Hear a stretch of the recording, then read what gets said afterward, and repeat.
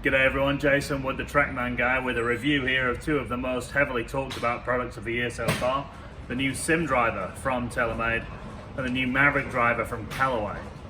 Now, first thing to know about these two clubs is they probably haven't fallen a long way from the tree from last year's model, in the respect that when you put them both down behind the ball, if you're familiar to the M5, M6 shape, you're going to look at that SIM Driver and immediately like the look of it. It's a really nice setup behind the ball, looks really cool, and very much the same here with the Callaway. If you had an epic flash, the visual from the top of both is very, very distinctive, and it's kind of going to be one of those things where you really like one or the other when you sit them down behind the ball. For me, the way that the carbon crown on here is a bit more dull, with the sight line broken up by this little bit of chalk colouring on the SIM, definitely behind the ball, fits my eye a little bit better. The glossy Callaway, for some people that's perfect, but for me, I just sort of like the way this SIM sits behind the ball. So what have they done technologically wise? Well, both are trying to work on aerodynamics in different ways. So Callaway have gone for these little bars across the back of the sole on the Mavrik. They're trying to increase aerodynamic performance of the club head, sweeping it up there a bit flatter on the top.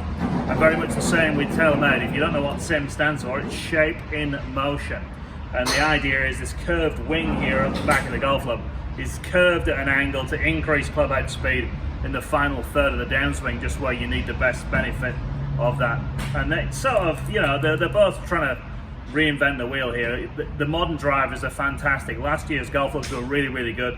These are both a little bit better. It's an incremental difference. Nobody's going to pick up one of last year's, hit one of these and see a life-changing difference.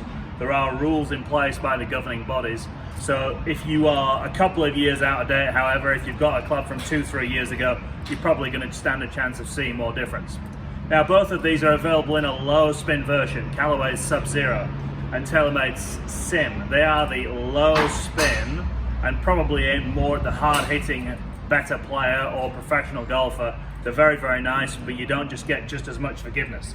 From a point of view of forgiveness, if you want really, really good forgiveness on the golf club head, but you want to have no adjustability on the bottom, so no moving weights, no slidability, you're just happy buying a golf club, you're happy getting the one you want, SIM Max and Callaway's Mavrik as standard model. So I think these are going to be the big two. I think for the majority of club golfers, they're going to be a little bit cheaper potentially than the lower spinning versions, and I think that you're going to find that the performance off the face on these is super quick, super good performance, and for most players that slidability, adjustability on the sole player of the club is not something that most people find particularly useful. So in these models here, you're going to be able to just pick a driver, get a loft, get the correct shaft, and away you go. If you are struggling a little bit with the slice, both companies make an anti-slice version, if you like, if that's one of the sort of terminology it used to be called. SIM Max D from TaylorMade and Mavrik Max here. And those two are the more draw biased versions. So if you're struggling away to the right, make no mistake about it, if you're slicing the golf ball, you still need a golf lesson. These are not going to cure your slice, but if you want a golf club that has a different center of gravity that helps the club face close a little bit more, then these two models are superb. Now, I had a hit a few moments ago with both models, so you can see some figures here up on the screen from TrackMan, and as you can imagine, both products performed incredibly well. Really no big difference between the two from a point of view of performance. Those are my numbers that are flashing on the screen. The magenta golf balls with the SIM Driver, I averaged 266, and with the Mavrik 265.4. So less than half a meter between the two. The ball speed's very, very similar, and I just hit them both really good. I think they're both really good clubs, and it's just a matter of finding the right combination. The one difference you see this year are the shaft options from the two companies. So when you take a look down at the shaft options from TaylorMade, a really extensive lineup of shafts, including the new hazardous green, the Diamana, and the very, very popular at the moment Fujikura Ventus. That's a super offering. There's 6 different models here, so 7 different models from TaylorMade.